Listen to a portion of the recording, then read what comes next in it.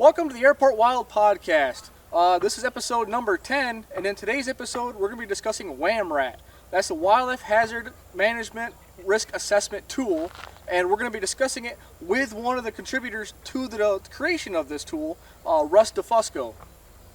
With Russ, we're going to be sitting down talking about all the different data points that go into this and how it can help you manage your airport a little bit better for wildlife. Or at least get a better idea about what kind of management might be required on your airport. So before I get too wordy and trip over myself, let's just dive right in.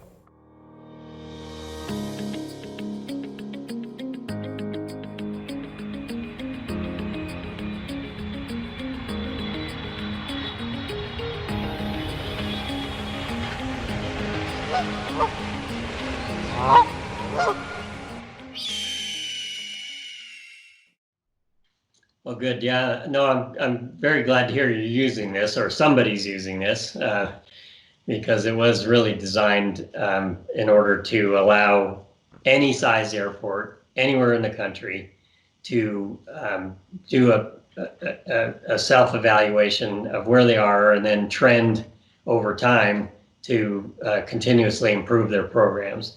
So that was the whole point of this model, but it's in a much larger context. So if I can, I really kind of need to back up a little bit about where all this started, and then we can go into the model itself. And please do stop me anywhere for questions, because not a whole lot of people have been using this as it was intended. And so it sounds like you have a little experience, and it'll be helpful to find if there's any advantages or pitfalls that you found in trying to implement this around the country.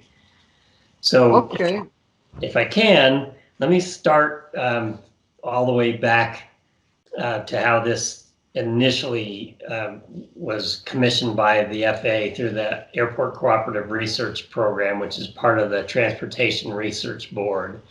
So the Transportation Research Board actually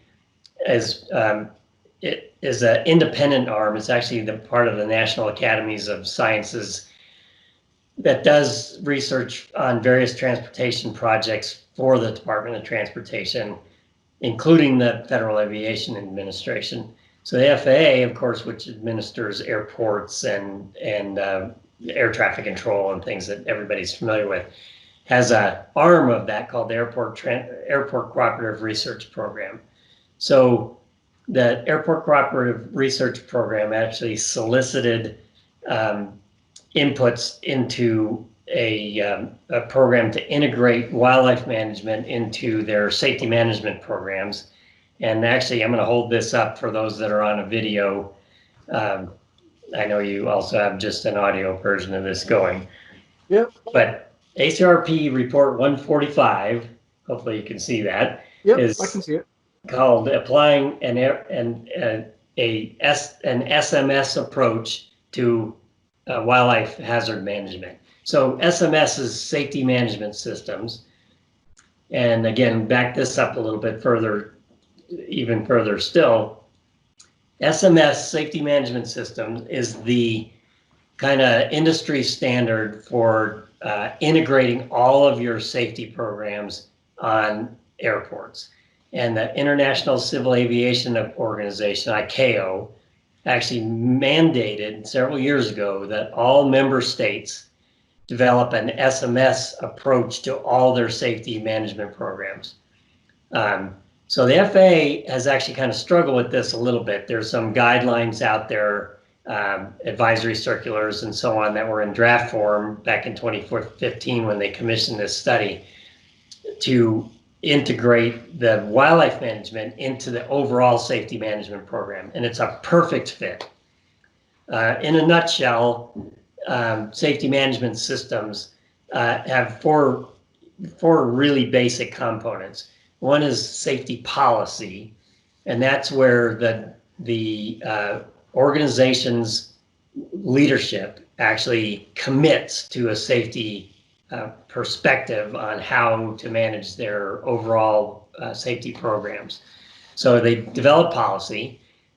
Essentially, an airport will say our goal is to ensure that safety of flight is managed to the maximum extent possible within our budgetary and manpower constraints. But anyway, they formulate their own policy, and every airport can do this for themselves, although the FAA has set up some guidelines for that. So first you have policy, then there's a module, and I'm not going to go into all the details on this, but the next step in this is to assess where you are. So you do a risk assessment, and this is really important when we get into the WHaMRAT and all as well, but a risk assessment actually looks at where your vulnerabilities are to have some sort of a risk to your operations. And risks can be to human health and safety, to economies, to damage to aircraft components, or to the airport environment itself. So the risk is what you're determining in an assessment process. Well, again, to put this in a wildlife perspective, every certificated airport and every airport in the United States that accepts federal grants and aid under Grant Assurance 19 has conducted or is in the process of conducting a wildlife hazard assessment for their airport. So this fits perfectly in the SMS model. So you do a risk assessment, and the Part 139, which dictates this for certificated airports, and then again, airports that have accepted federal monies, also follow the same guidelines that are specified in Part 139, and then further in the advisory circulars on how to do risk assessments. And actually, they call it a hazard assessment. And if I can stop for just a second, the terms are used inappropriately, interchangeably. A hazard is something that occurs in the environment that can cause a harm. So a deer standing in the middle of the runway is a potential hazard. Well, if it's in the middle of the runway in the middle of the night and you got no operations going, there's no risk. So the risk is actually a measure of the probability that you encounter that hazard. So it's a combination of the presence of the environmental hazard and the exposure to that hazard. And then that combination leads to the likelihood or the probability that it can actually cause some sort of damage. And that's the risk. And every airport has to determine what level of risk they're willing to live with. If you don't fly, there's no risk. But every airport has to assume some level of risk that's acceptable to continue to operate. So in any case, you do a hazard assessment. That's the second part of this SMS process within the wildlife context. And then develop a wildlife hazard management plan.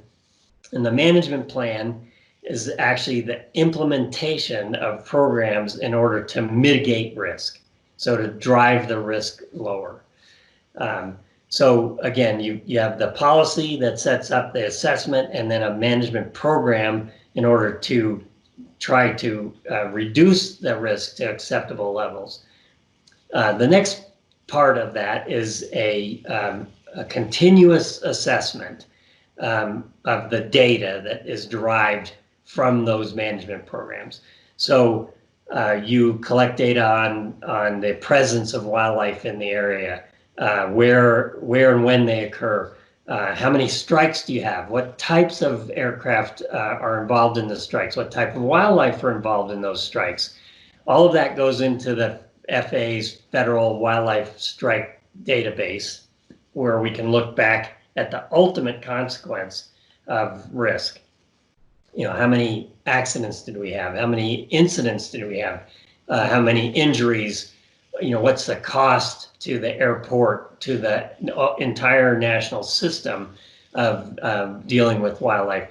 So that part of it, the data collection, so you collect the data, you analyze the data, you determine where the vulnerabilities are based on the gaps between your program and where the data is showing you may need to put more emphasis.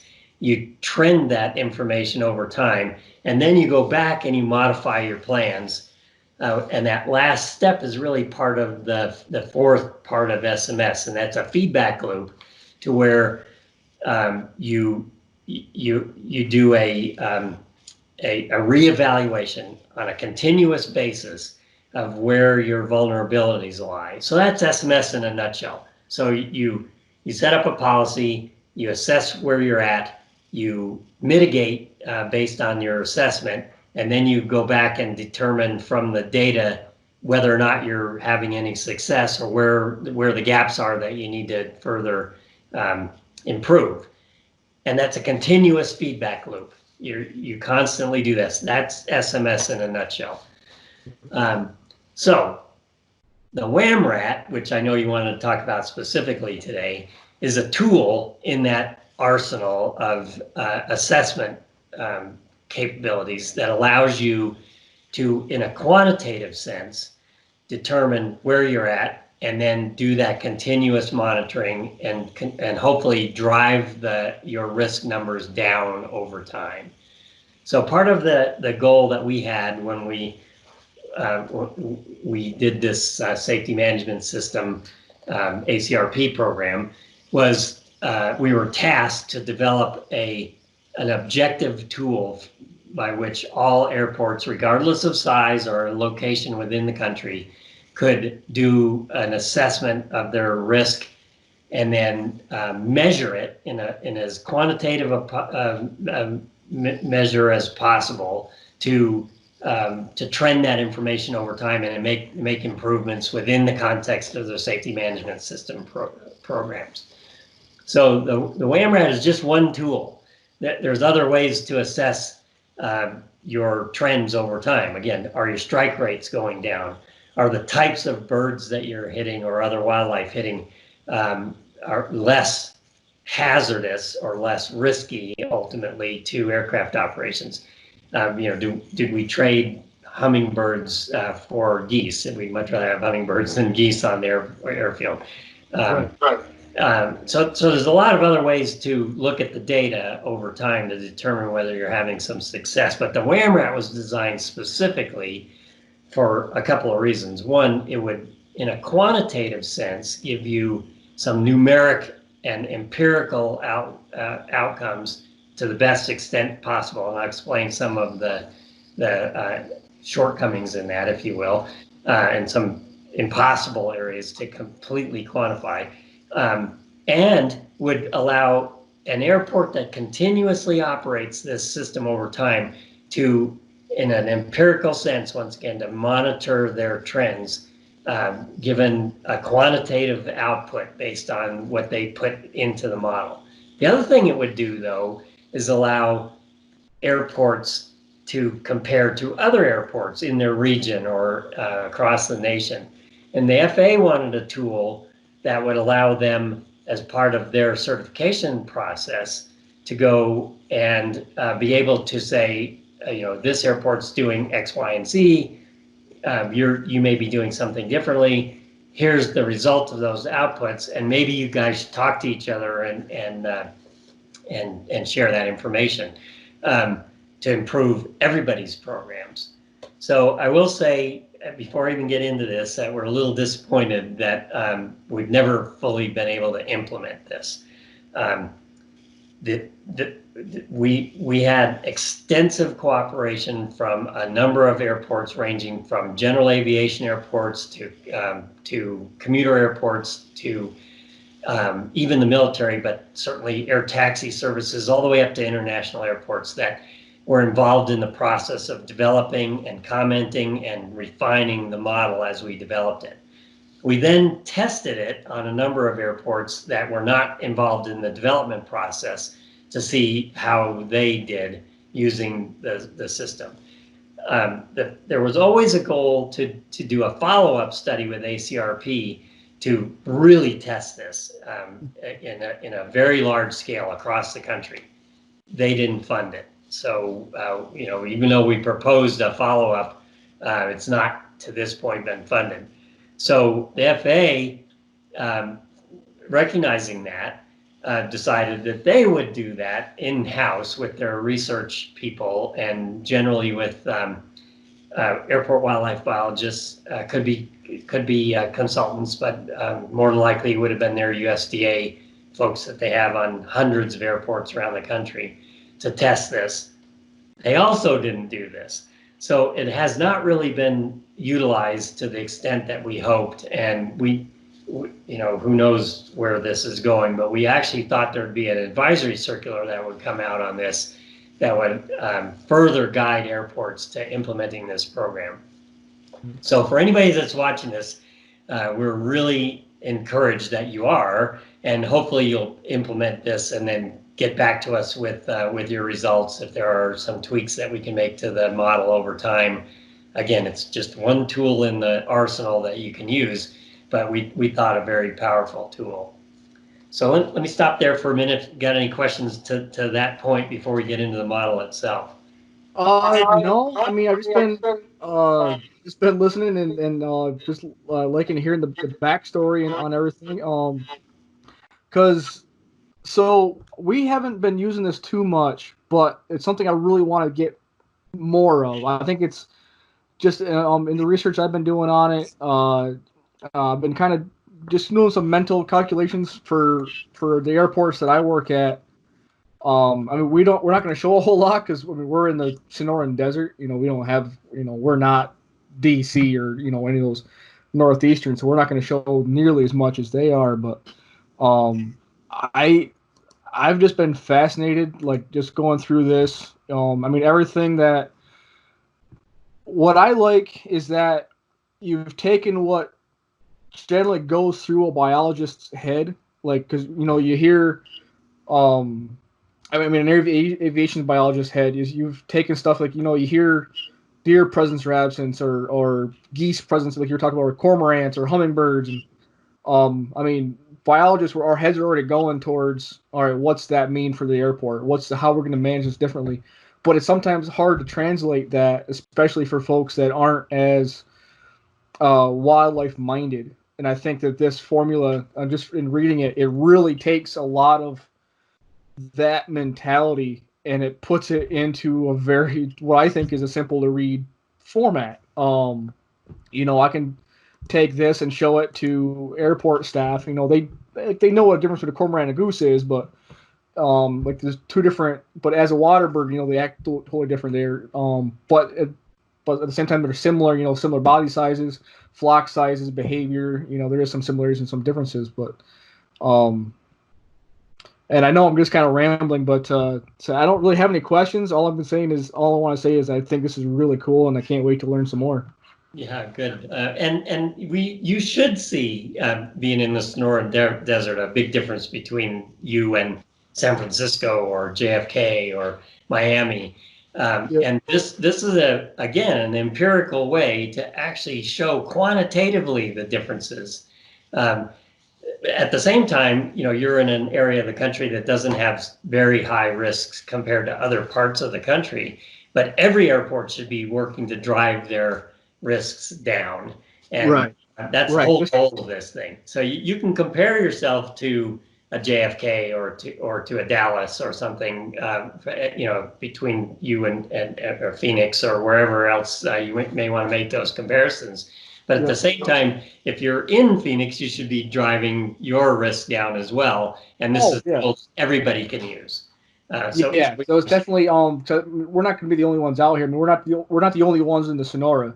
So right. I mean, for what we learn here in Phoenix, we have it seems like you turn around every corner, there's another airport. And they're going to have it, so it's not just comparing us to say JFK. But it's showing, you can compare Sky Harbor to Bullhead to McCarran up in Las Vegas to Tucson. Everybody can really learn from each other and use this quantitative data to really emphasize what's already kind of anecdotal, and then just putting a number and putting it so everybody can understand that, hey, this is what's going on. This is where we need to make some changes. Let's do something about it. Exactly. Yeah. So if I can, and it's we've made a very simple output to this thing, and you know that if you've used the model, there, essentially it's just a series of spreadsheets, and really only four that'll ultimately get you to your ultimate results. But the background behind it, and I kind of want to explain that as we go through, and you tell me if I'm going into too much detail, but there's an awful lot of modeling behind this that occurs behind the scenes. It's done automatically for you, and there's assumptions and also algorithms that were used to develop those calculations that people should know at least a little bit of where they come from, so that there's some confidence in the model outcome itself. So. Yep. So let me start with, again, I know we talked on risk assessment.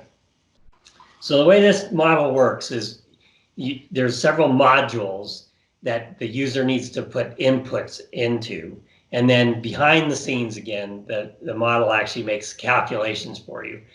But the entire thing is based on risk matrices that are actually part of any type of a safety management system, certainly part of SMS, but anything from operational risk management that was used by the military, other safety systems that have been used for years. And I'm just going to hold this up, make sure that we can see this. But this is straight out of the draft advisory circular for the SMS. I'm just showing you a risk matrix here. And I just want to say this just because this is the basis of the entire system. So if you notice on the x-axis here, we have the severity of an incident. And on the y-axis, you have the likelihood or probability of that occurring. And so I don't need to show this again, but what you have is a color-coded matrix that comes out with the upper right-hand corner being in red, and those will be unacceptable risks that must be mitigated, all the way down to the lower left-hand corner, which is in green, which are low risks, which the airport may say, we can live with that. And then those areas in yellow, you always want to try to drive things down into the green. But again, the airport might make the determination that those are moderate risks that are acceptable, or they're pushing into the red area where that may be unacceptable. So that's the basis for the entire system, are these likelihood versus severity matrices. So the way the model works is, we'll start with the easy, and then I'll talk about the advanced version. They're almost identical, but for somebody like you that is a more sophisticated user and understands the birds and can identify them, you may want to use the more advanced version, and I'll talk about the differences in those at the end. But in any case, what we do is we went through a part of our research was to divide the birds that are of potentially risky to aircraft operation and put them into guilds. Again, as a biologist, you understand that, but guilds are groups of species that behave and occupy niches in the environment in a similar manner. They may not be taxonomically related, and I'll give some examples of that as we go. For example, to start with, blackbirds and starlings, we lump into a guild, which we call blackbirds and starlings. Blackbirds and starlings are unrelated taxonomically, but they behave very, very similarly. They even flock together, especially during winter months.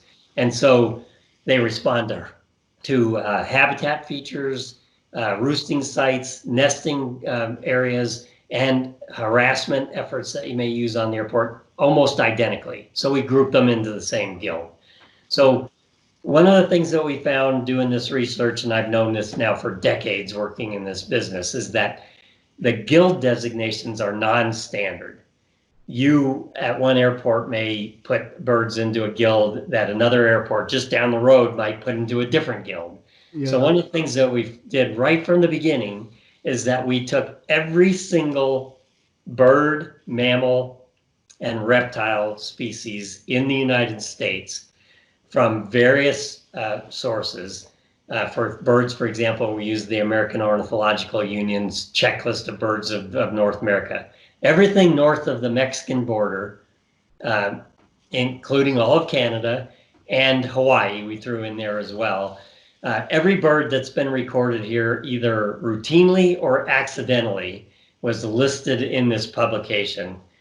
And then we put them into guilds. So one of the things I'm going to encourage everybody that's watching this to do is use these guild designations so that when we're working in New York, or we're working in Wisconsin, or we're working in Florida, or we're working in Arizona, we all have the same group of birds when we talk about blackbirds and starlings, or not that every species will be identical, but at least the guild designation can be consistent across the United States. Again, we did that for all the mammals in the United States and all the reptiles that could potentially occur on airports as well. So the next step was, once we put them into guilds, is we took the mean or average, and it doesn't really matter that we come up with the same result, biomass of individuals within those guilds. So how much does an ovenbird weigh? How much does a rusty blackbird weigh? How much does a Canada goose weigh? And we have a scale going from 10 grams, which is a hummingbird, all the way up to thousands of grams, which are geese and swans and things like that on the upper end. Yeah. And we found that there's some natural breaks in the biomass, and we divided them into 5 classes. So everything from 1, which would be a hummingbird, all the way up to 5, which is a tundra swan. And we took the mean weight of birds within those guilds and then designated them with a severity level that's strictly based on their biomass. So 1 through 5. So if you have a swan on your airport, you do not have to go into the publication to determine that it's 5. You just say it's in this guild, and the model will assign a severity value for you based on the biomass. So it's totally objective. I mean, you just have to say what's on the airport. The model then determines the severity level. So that's easy. That was the easy part, even though we're talking about thousands of species that are all detailed in this report, by the way. Every one of them is listed in here in the appendices. So if you wonder, what's the mean weight of a green-winged teal, you can look it up in here. It'll tell you what it is, and it'll tell you what the severity level is based on that mean weight. But all you need to do is tell them that we have waterfowl on our airfield, and it'll calculate the severity level for you. So the more difficult part, and this is where I would say more than 75% of the discussion that we had within the panel that was part of the ACRP, as well as all the airports that we dealt with, is how do you determine the likelihood of a strike? There is no way to quantitatively do this. There are, with complete certainty, there is no way this could be done. I'm not suggesting we didn't do it, but it requires some expertise and it requires some judgment. So we're really dependent on biologists at the local level to input that particular value into the model. This is your call. So there's a number of ways that we can get at this. And we did all of this, by the way, in eventually coming up with this system. You could look, for example, in an airport with a lot of strikes. JFK has a strike virtually every day, for example.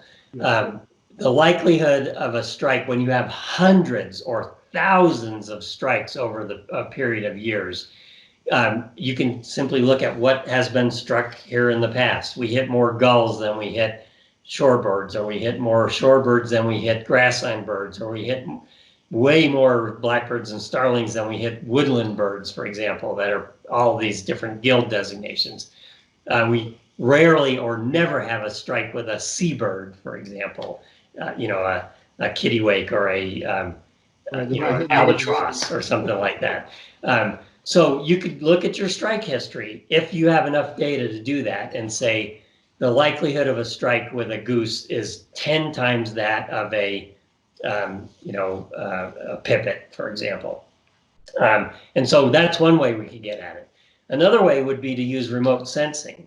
So in airports that have implemented avian radars, for example, that have some discriminatory capabilities to determine whether you're looking at gulls versus hawks, or whether you're looking at flocks of passerines migrating through versus shorebirds. They have different radar signatures. So we could look at the biomass that's in the air that's indirectly measured, through algorithms in a remote sensing scenario. That could be infrared sensors. Radar is by far the most common. And again, you can assign likelihoods of strikes based on what's in the air. Most airports don't have either of those capabilities because they don't either have enough data from their strike history, or they may not have a radar or another mechanism to remotely sense them. So it's up to the biologist or to the airport operations personnel to determine what's the likelihood that we're going to encounter these birds.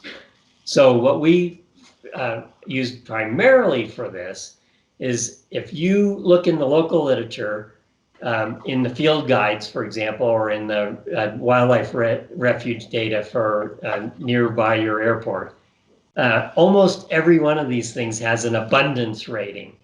Yeah. So any field guide you pick up, Sibley, National Geographic, Robbins, Peterson, will tell you the relative abundance of birds in the local area. And they range from not present, and that would be a 0. So you don't have to put anything in the model if you don't have them present, to rare, which we classify as a 1. Then it would go uncommon, fairly common, common, or abundant.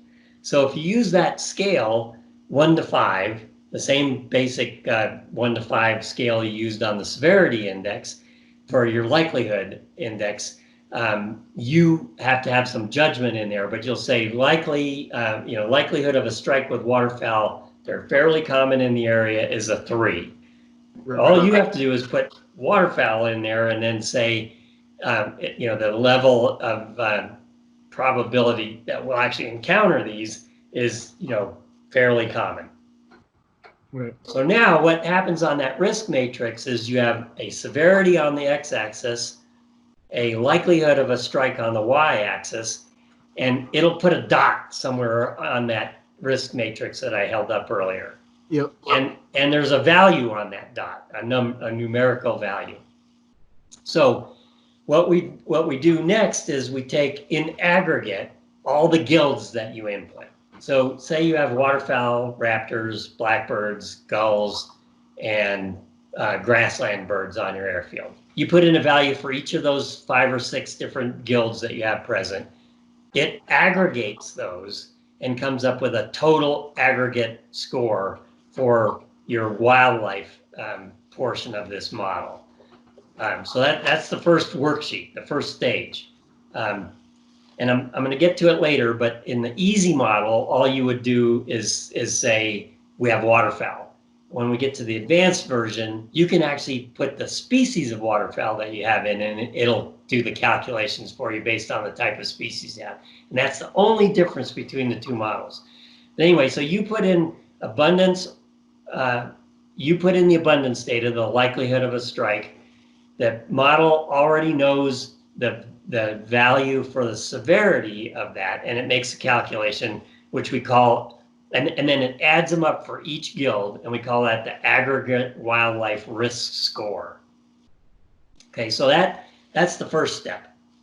Next, then we go to the second worksheet, and by the way, if you've gone into the model, it's you can go back and forth on. It's just an Excel database, so really simple. You jump to the next one, which is the operations input.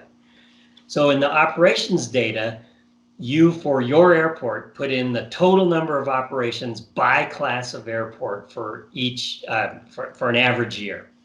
So if you look at what's called the air traffic data system, air traffic data system. It's an ATAS system that's in the FAA database, or you can look on something like AirNav, which is available to anybody, or the airport operations people and the air traffic controllers should have this information at their fingertips. I mean, a lot of airports have it right on their website as well. They'll have like their yearly reports. Right. Yeah. Right. Yeah. So they'll report at the end of each month or weekly. But anyway, we just use an annual total. So again, there's what we did is we split aircraft operations into 5 different classes of aircraft rather. Commercial aircraft, that's large, Delta, United, American aircraft, makes sense. Air taxi, which are smaller aircraft, which are not generally run as often, and are smaller aircraft generally less susceptible to strikes. Just for again, depending on where you're at. But anyway, so commercial aircraft, air taxi. We have general aviation aircraft. Makes sense. That includes jets, but it's primarily small prop-driven aircraft. Military aircraft, and then rotary aircraft. So you put in the total number of operations on an annual basis for each of those 5 classes of aircraft, and so the total number of movements. That's all you got to put in there.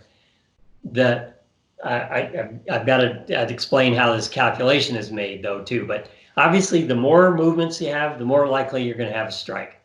Right. I mean, makes perfect sense. The more aircraft there are in the air, the more likely you're gonna strike whatever's out there. But it's not linear. And so we actually had to do a curvilinear function on this, and it's actually an arctangent function. So as you get to a certain number, it starts getting asymptotic at the upper end and levels off. And it makes perfect sense. If you have no operations, you got no risk. If you have lots of operations, you have more risk. But it actually increases exponentially and then levels off over time. And there's a couple of reasons for that. One is the aircraft operations themselves become disruptive, and wildlife learn to avoid them over time. So you actually have incrementally more risk in kind of the middle regions than you do at the upper end. The more operations you have, the more disturbance there is per unit of operation, the less risky it is. The other thing is generally the busier the airport gets, the larger it is, the larger their staff, the larger their funding, the larger their harassment and other efforts are. And so it tends to tail off as you get toward the upper end of operations. And we used lots of data from a number of airports to calculate that. There's another calculation that goes into this though too. A strike on a helicopter is less risky in terms of economic impact, human health and safety. Anyway, you're less likely to crash a helicopter hitting a bird of the exact same size than you would if you hit a bird, in a small business jet, for example. So each class of aircraft has a risk level associated with it based on their susceptibility to damage from those strikes. And that was derived from the FAA database. Over 200,000 records are out there.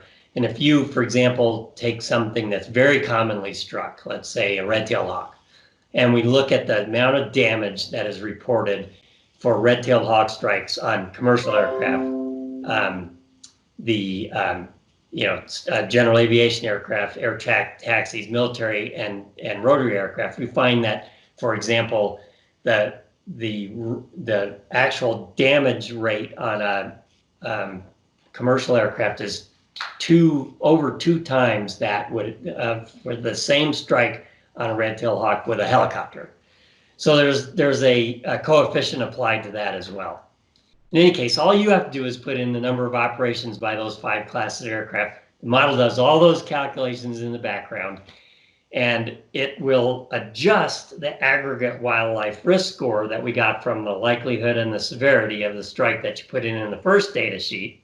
Right. It adjusts it with what we call an operations adjustment, and it calculates the number or the value of the operations coefficient could increase your risk or decrease your risk based on the types of aircraft and the number of movements.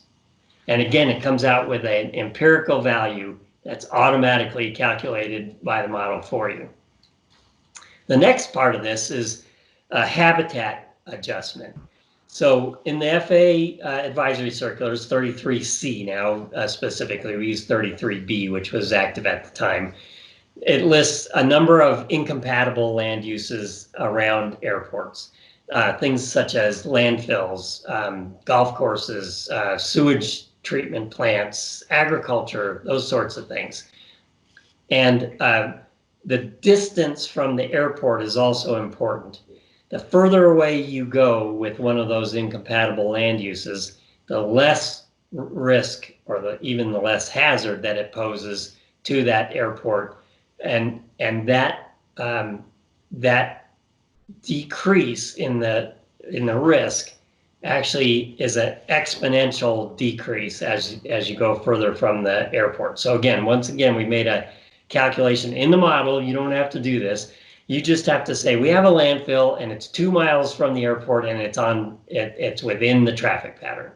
We have a sewage treatment plant that's 5 miles from the airport outside of the traffic pattern. So you put those inputs into the model.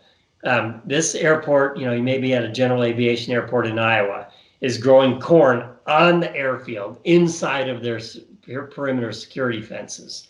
Yeah. That's going to be way more hazardous than that same cornfield if it was 5 miles away outside of the traffic patterns.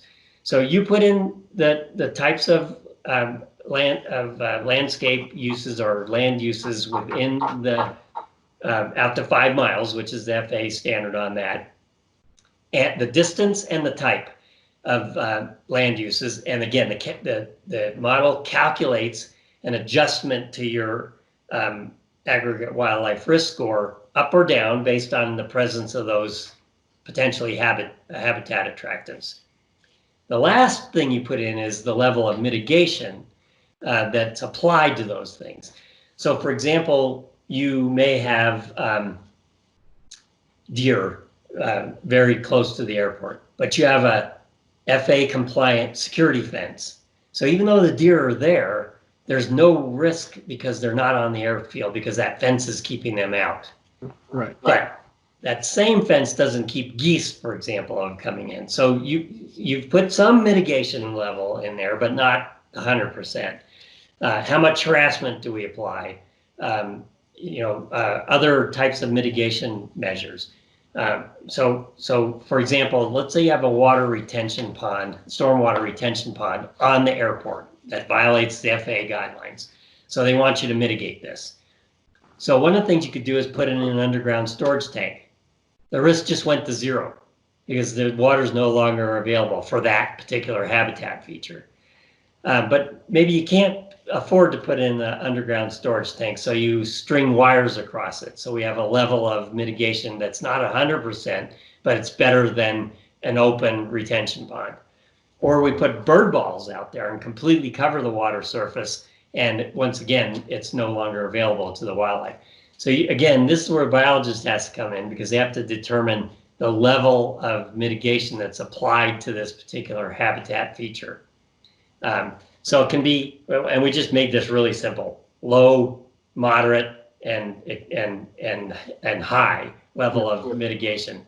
So low, you go out with pyrotechnics every now and then. Moderate, you might put the grid system over. High, you've totally removed the retention pond from the airport. So now you haven't, let's back up. The first one was an aggregate wildlife risk score. It's adjusted by the number of operations you have. It's further adjusted by the types of habitat that you have, and now further adjusted still to the mitigation applied to those to those habitat features. By the way, we can also apply mitigation to specific wildlife that's out there. So let's say you have Canada geese and gulls on your airfield, and you've got some puddles on the field. If you went out and hired, a control specialist or the USDA or somebody to come in and do a goose roundup, and you remove all the nesting Canada geese from the airfield by addling the eggs or by destroying the eggs. You shoot some of the individual remaining resident Canada geese, and you've removed the geese from the area. You may still have those gulls, but you've removed the geese. So we've applied a high level of mitigation to a specific species, in this case, Canada geese, and it'll again calculate the reduction in overall risk based on that mitigation. So the final result of this is we take the aggregate wildlife risk score, we do an operations adjustment, we do a habitat adjustment, we do a mitigation adjustment, and we come up with what's called an overall aggregate wildlife risk score. And the model gives you a graphic and a numerical value for that. Okay, so we can take it one step further, and let's say that's your baseline. So let's say we follow this now for years, and what we're trying to do is drive that aggregate risk score down and to the left, if you will, on that risk matrix. We're driving it from the red toward the green. So we're making some progress there. But let's say we want to experiment with what would happen. Let's say I've got agriculture, for example. Maybe it's on the airport property, but outside the airport security fence. Let's say we terminate that agricultural out lease. What would happen to my overall risk score if I do that? So all I got to do is go into the future module and apply a high level of mitigation and remove the agriculture from the list of habitat that's within that perimeter. What happens to my score? So we can go to the airport operator manager or the community director or the aviation director and say, look, if we remove this potential attractant, here's what will happen to your overall risk score. So it's a decision-making tool as well to use this model. You can show them in a quantitative sense how that would affect your overall aggregate wildlife risk score. So in any case, what an airport should do is now go back every year or every 6 months or whenever, every migratory season, and recalculate this, and you can show over time trending analysis that your program is successful, or again, where the gaps are, where we need to do. That's the WhaMRAT. Now let me just say one last thing, and then I'll answer any question you got or anybody else may have out there too. The advanced model is identical to the easy version, except that you, as a sophisticated wildlife biologist on your airport, I have swans, geese, ducks, I've got mallards, I've got teal. I can go in and enter multiple different individual species in there. Now, within the model, for example, green-winged teal, blue-winged teal, and cinnamon teal all have exactly the same severity score because their weights are virtually identical. So you might put in 3 different species of ducks, but it's going to calculate a risk severity, a severity level that goes into that risk module at the exact same level. But if I put in geese, that's got a completely different severity level than do ducks. If I put swans in, that's the next level up. And if those are flocking, that's an even further level of risk. So you can put the individual species in there. Again, the model will aggregate those for you into various categories of severity. Whereas in the easy model, you just say, I have waterfowl. And it takes the overall aggregate risk based on the median biomass of that. In the advanced model, all you're doing is being able to be more discriminatory. Now I can go in and say, well, I'm going to get rid of the swans. What does that do to my overall risk score? Whereas in the easy model, all you can do is say, I got to get rid of the waterfowl as a collective group. Right. So it's a little bit more advanced in that regard. We recommend every airport start with the easy model, get to learn how to use it, and then advance to the advanced model to where you can be much more discriminatory based on the individual species that are there, even though, once again, those are still aggregated within those 5 levels of severity. So that's it in a nutshell. I mean, it's there's a lot of calculations going on in the background, a lot of assumptions, a lot of algorithms that are running these models, all of which are spelled out in this document in full detail. You can look at it. Every assumption, every calculation that was made is in this document. But if you don't want to get into the nuts and bolts of this, all you got to do is put in a couple of data sheets worth of information, and it'll run it all for you in the background. So for folks that might not be as familiar with this, tell them, how do they get a hold of that? How do they get a hold of the ACRP report and get a hold of this, all the modeling software? Yeah, the ACRP report is available in two formats on the ACRP website. You can download this for free, and you get all the documents that way. But you can also purchase this hardcover document. None of us are making any money. This goes to all it does is pay for the production costs of the document. On the very back page of this thing, if you buy the document, there's a DVD included.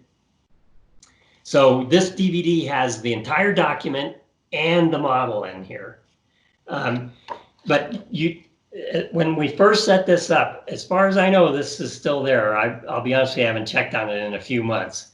But the model should be on the ACRP website to download for free. We made it on commercially available, off-the-shelf COTS software so that there's no proprietary interest in this. So you should be able to download it. Just go ACRP Report 145 on their website and you can download it. If not, the FAA has actually uploaded a version of the entire thing, the document and the CD or the DVD is on the FAA's wildlife website. So if you go into FAA.gov and then go and /wildlife, you can look at all the resources that the FAA also inputs it, and you can download the model itself off the FAA's site. Now, I say that occasionally the FAA site doesn't work, but in any case, it's out there for free. You may have to do a couple of Google searches to find it. Yeah, just so I want to make sure it's going to pull up, but it is wildlife.faa.gov is how you get to the wildlife section of their website. But I know they just everything's changed, just like everything else nowadays. Everything seems to be changed right now. So I used to know how to navigate to it. I'll have to play with it again to figure out how to navigate to it. Yeah, again, if you can go fa.gov/wildlife or wildlifefaa.gov, just exactly like you said. Yep. And then if you get on that site, it has links to the FAA Wildlife Strike Reporting Database. It has all of the advisory circulars, CERT alerts, and other publications that are done in conjunction with them and the USDA. And it has other resources, including all of the wildlife-related ACRP reports are on that website. Again, I say that occasionally things crash, but I've been able to find it there in the past, and you can download the entire document and the model there as well. Oh, I was mistaken. Yeah, it's not on that. So that was that's the one I always go to. So I got me mistaken. The wildlife.faa.gov. That is like you just said that's the direct website to submit and search the database. Right. But like you said, to get to where all this is, it's faa.gov/airports/airport_safety/wildlife/. Yeah. I'm glad you got that up. You can just Google FAA wildlife and it'll also pop right up. Yep. So the last thing I'll say, and this is really important too and you've used it so you know this, the last 4 pages of the document, and including in the online version, are these quick start guides. One for the easy version, it's a 2-page document. You can actually get this in hard copy and it's back to back, so it comes on one piece of paper. And then the last page is the advanced version. And in any case, I'm just holding this up to show you. This will walk you through every single step we just talked about. Now, it does not talk about the assumptions and the calculations. but it shows you start with worksheet number 1. Here's what you put in. Move to worksheet number 2. Here's what you put in, and it'll explain the outcome that you get, both in a numeric and a graphical format. So definitely anybody that's using this, get this quick start guide, and that'll walk you through the entire process. Otherwise, that everything's detailed and way more specificity in the document itself. But when back to back, one page, one sheet of paper, you can run these models anywhere you are. So just for the sake of continuity, I just want to let you guys know that for a few minutes here, we did lose Russ in the middle of this interview. We're not sure what happened, but the internet froze up for a second there, and we took a couple minutes. We were able to reconnect, and we were able to finish this out. But yeah, back to the regularly scheduled program. But yeah, all of a sudden you were just gone. Yep. Walked away, put my tea mug back in the kitchen when you tried calling back. I still have good signal, so I have no idea what happened. So I'm sure we're pretty close anyway. So yeah, you were. Oh crap! Now I forget what you were talking about. Well, those easy start guides. Hopefully, you got all that. Yeah, I think. Yeah, I believe we were. I think we were like within like a minute or so of being done, but yeah, that's probably not a good way to end it. So no, yeah. Well, now that we got you back, I can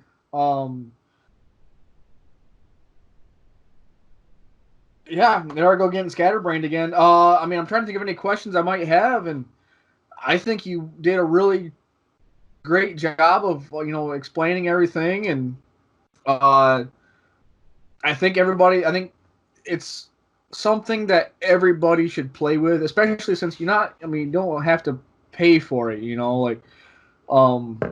This is a free tool. It's a really cool tool, and it can come in really handy for these airport operations folks, especially if you're trying to translate anecdotal evidence into something hard. I mean, it's hard to argue with the numbers.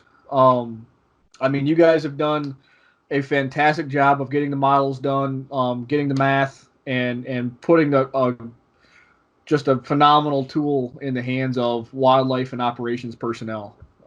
So thank you for that. And you were asking me if I had any questions, but I mean, as I progress and use it more, I'll definitely come up with a few, and we'll have to go back and talk about some of them. And as the rest of the folks in the company, begin to use this, they're going to have some questions. If anybody does have questions, do you mind if they reach out to you for maybe some clarifications on some stuff, or? No, not at all. Yeah, just email's probably best. birdmanruss@aol.com. And happy to help. And yeah, I also be glad to hear feedback as you put this in place out there, because there's not a lot of people have really thoroughly tested it, and especially people that really are sophisticated users. So let us know how it goes. And yeah, like I said, it's a free tool. We think everybody doing a hazard assessment on an airport, or a update to their management plan, or a trending analysis on their airports should be using this. Right, because in all reality, it's not like you have to go out and get extra data. I mean, you should already be getting the wildlife data. You should already know what's around.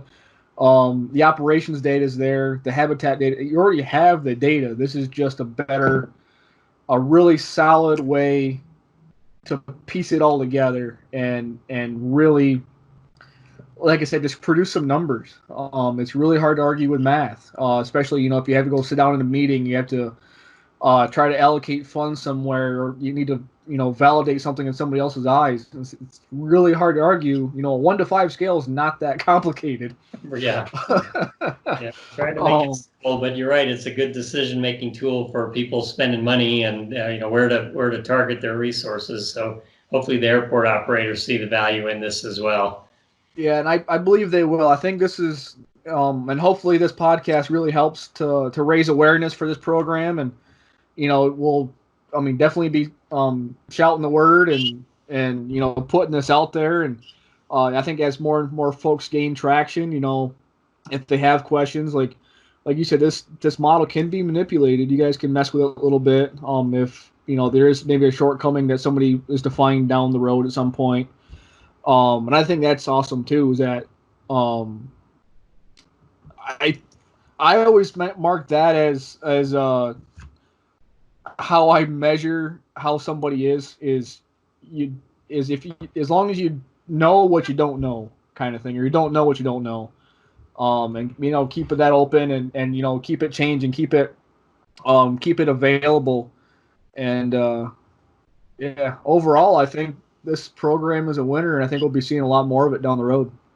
Good. Yeah, thanks. I'm happy to get some feedback, but also don't hesitate to give feedback directly to the FAA on this as well, because they funded a lot of this, and they really need to know how it's being used out there. So that'll go a long way to making this a little bit more universally applied. So thanks. Oh, for sure. I think, yeah, and I think too, like if more folks are using it, I mean, they're going to be seeing it in reports. They're going to be seeing it anecdotally, just talking to airport staff, doing Part 139 certification inspections, and I think the word, either direct or indirect is going to be getting back to them. And oh, pardon me, I shouldn't have chugged that tea so bad. But I got to. I'm cleaning out of questions for you. I know I haven't asked a lot, but I think you did a very good job of describing it and putting it out there in layman's terms that I think everybody's going to be able to understand and get a lot out of this. Well, the good thing about this too, I'm a biologist also, but I also have operations experience. I've been working on airports now this is my 39th year. I'm aging myself here with the military and the civil side. But we had a great team. So I got another biologist who's also an retired Air Force pilot. Tom Uningst was the co-author on this.